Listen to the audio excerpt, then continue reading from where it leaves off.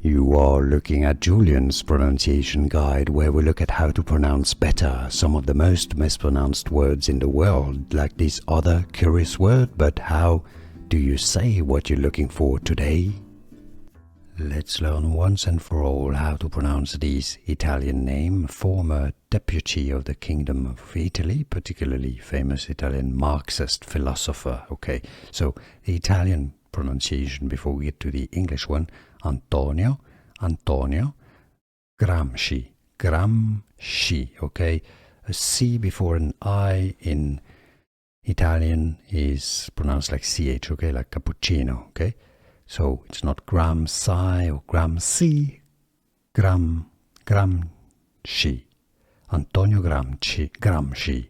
Now, if you cannot pronounce Italian perfectly, and sometimes I don't, I mean, overall it's pretty good, but Antonio Gramsci. Yeah, Gramsci. Just say Gramsci. It's fine. Here are more videos on how to pronounce more confusing words and names too many mispronounced. Like this video if you found it useful. I appreciate your support. I'll see you soon and thanks for watching.